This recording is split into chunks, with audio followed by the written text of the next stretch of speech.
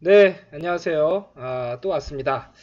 이제 시험이 얼마 안 남았어요. 여러분들 1차 고사, 1학기 기말고사라고 하죠. 1차 고사가 얼마 남지 않았습니다. 여러분들 시험 대비해서 전략적으로 조금 공부할 필요가 있어요. 그래서 그 공부하는 방법, 계획 세우는 방법에 대해서 이야기하려고 합니다. 여러분 바인더에 이런 종이가 있을 겁니다. 이 종이 한번 펼쳐주세요. 네, 이 종이 보시면요.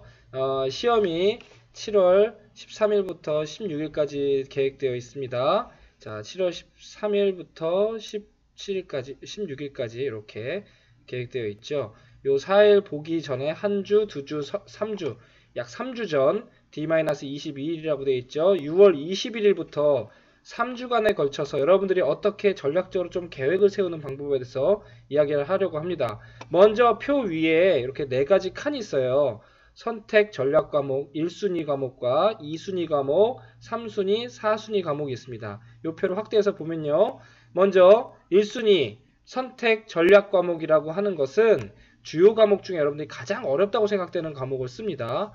2순위에는요. 주요 과목 중에 꾸준히 준비한 과목입니다. 어떻게 구분할 수 있죠? 네, 2순위 과목에는요. 국어, 영어, 수학 여러분들 매일매일 수학공에서 복습했을 거예요. 평소에 꾸준히 했을 겁니다.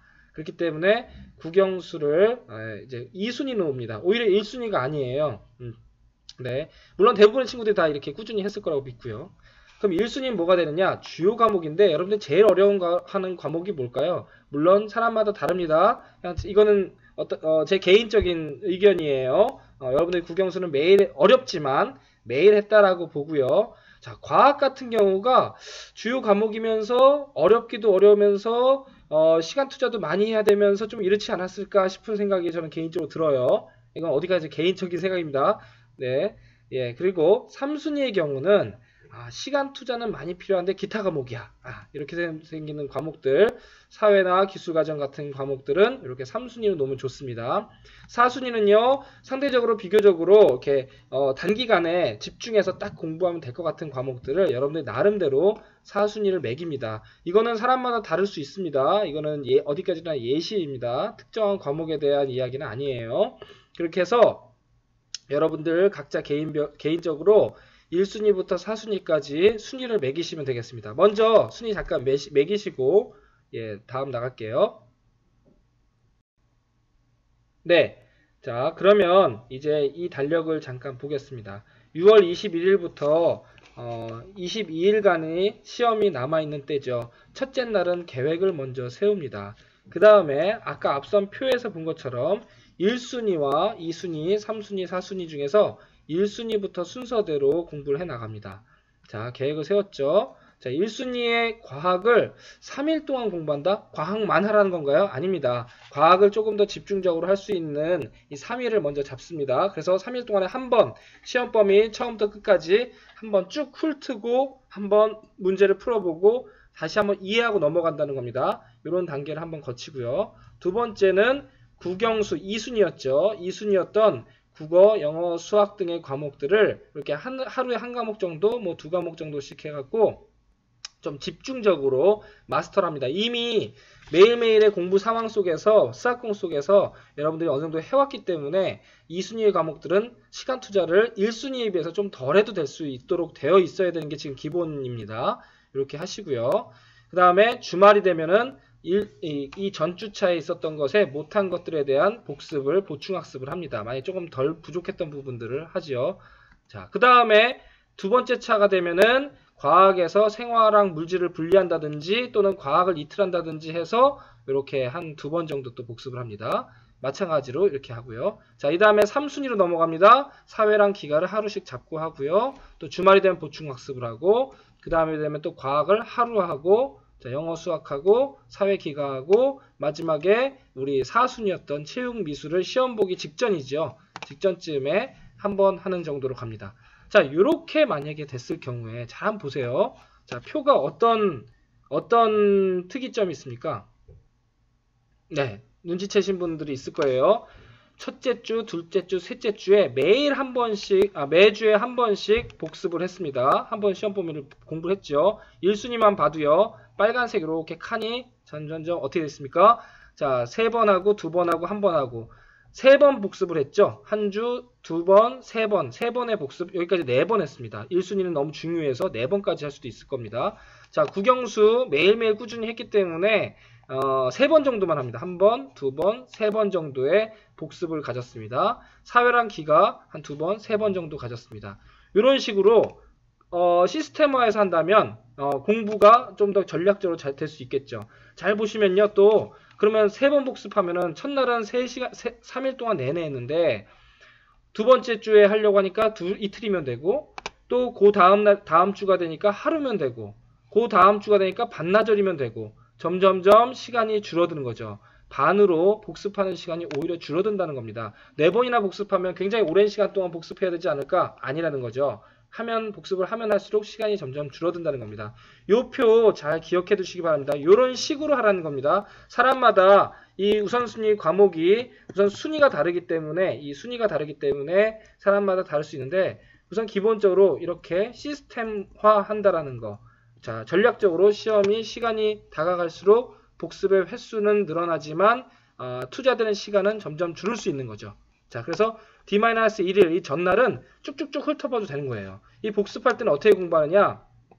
전에 복습 노트 다 쓰는 거 알려드렸잖아요. 복습을 계속 반복하는 겁니다. 한번 배웠던 내용을 처음부터 시험 범위에 처음부터 끝까지 한번 쭉 쓰고 그 다음에는 또 한번 눈으로 보고 이런 식으로 반복을 계속 해야 되는 거죠. 문제풀이도 한번 풀었던 거 틀린 거 다시 풀어보고 그런 식으로 공부하는 겁니다. 자, 시험 보기 전에 다음날 과목 이렇게 공부해야겠죠. 네.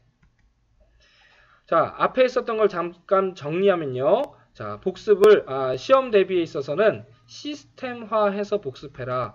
시간을 잘 분배하고 계획을 잘 세워서 공부하라는 이야기입니다. 1순위 과목은 적어도 몇 번 이상 반복할까요? 네, 3번 이상 반복해야지 됩니다. 4번까지 하면 좋습니다. 근데 오히려 다시 복습할 때는 시간이 반으로 준다는 거죠. 4번 복습하면은 너무 시간이 많이 들지 않느냐? 아닙니다. 이게 반으로 줍니다. 자, 백지 복습을 활용하라. 여러분들이 계속 공부할 때마다 이건 알아 하고 훑어 넘어가는 경우가 너무 많아요. 처음에 복습할 때는 적어도 여러분들이 직접 손으로 쓰면서 하는 것이 되게 중요합니다. 여러분들이 알고 있다고 생각하는 것과 그것을 설명할 수 있는 것은 다릅니다. 이게 굉장히 중요한 복습 방법 중에 하나입니다. 시험 직전에 여러분들한테 가장 중요한 학습 도구는 뭘까요? 보니까 교과서, 잘 정리된 학습지, 교과서 이런 것들이 제일 중요하고요. 그 다음에 백지 복습을 해서 만들어 놓은 나만의 그 학습 바인더에 있는 복습 노트, 또 문제집, 이미 다 푼 문제집. 근데 맞은 것도 중요하고요. 틀린 것도 중요합니다. 여러분들이 꼭 다시 봐야 될 것들은 가장 시험 직전에 이런 도구들을 잘 사용해야 될 겁니다. 여러분들 시험지를 한번 보여드릴 건데요. 시험지의 각 문제마다 옆에 배점이 써 있어요. 자, 배점에 보면요. 4점이면 4점, 3점이면 3점 이렇게 써 있습니다. 자, 시험지 한번 잠깐 볼게요. 선생님이 옛날에 1학년 기술과정 시험지 이렇게 생겼어요. 몇 학년도 몇 학기 1차 고사 이렇게 생겼습니다. 1학년 친구들은 시험을 한 번도 못 봐서 시험지가 어떻게 생겼는지 모를 거예요. 자, 객관식 18문제, 배점 70점, 주관식, 단답형 주관식 2문제 10점, 논수령, 서술형 주관식 3문제인데 20점. 이렇게 해서 총 23문제가 100점 만점이다 이렇게 되어 있습니다. 논수령, 서술형 모든 시험에 다 있습니다. 여러분들 서술형 시험 문제 너무 어렵지 않아요? 모든 과목에 필수적으로 다 서술형이나 논술형 문제를 내도록 되어 있기 때문에 여러분들 왜 논술 내냐 서술 내냐 이렇게 말씀하시면 안 됩니다. 자, 시험 문제 보면 1번 어쩌고저쩌고 써있고 옆에 이건 4점짜리 이렇게 써있죠. 이건 3점짜리 이렇게 써있죠. 근데 여러분 또 5점짜리 이렇게 써있죠. 그러면은 여러분들 사실 어떨 것 같습니까? 4점보다 5점이 더 어려울 것 같고 3점이 제일 쉬울 것 같죠? 예, 그럴 수도 있어요. 그럴 수도 있는데 자, 여러분들이 자꾸 그런 식으로 생각하다 보면은 4점은 어렵다, 3점은 만만하다 그렇지 않아요. 시험 문제는요. 어느 게 어렵다 이런 배점에 먼저 겁먹지 말고 문제 푸는 데 집중하면 좋겠습니다. 시간 분배도 잘해서 해야 됩니다. 특히 수학 같은 경우는 시간 분배를 잘하지 않으면 시험 보다가 망치는 수가 많이 생깁니다. 자, 여기 한번 보겠습니다. 우리나라 고유의 난방장치 온돌에 대한 설명을 옳지 않은 것은 되는데 옳은 것을 모르고 고른 경우도 있죠. 이런 발문을 잘못 읽어서 이런 문제를 잘못 읽어서 되는 경우도 되게 많아요.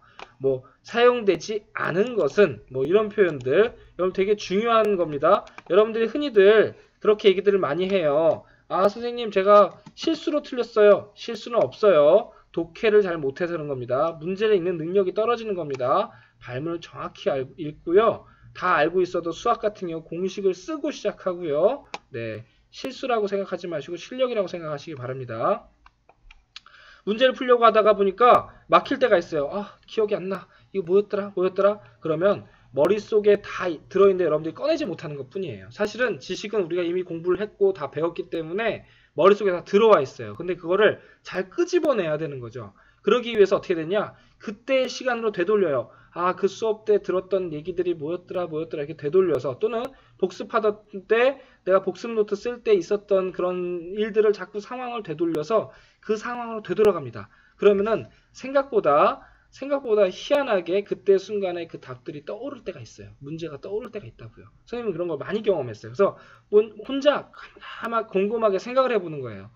시간을 되돌려서 그 공부하던 때 그 수업을 들었었을 때 선생님 해줬던 이야기, 표정, 날씨 뭐 이런 상황들 이런 것들을 되돌리다 보면은 문제가 답이 보일 때가 선생님 많이 있었거든요.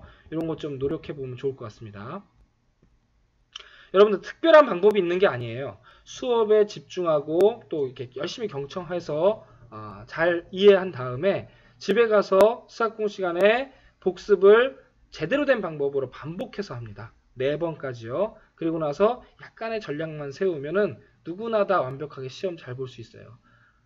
어려운 방법이 있는 게 아니에요. 특별하지 않습니다. 여러분들 지금까지 알려드렸던 선생님 이야기 잘 기억하시고 잘 계획 세워서 시험에 잘 준비하시기 바라겠습니다.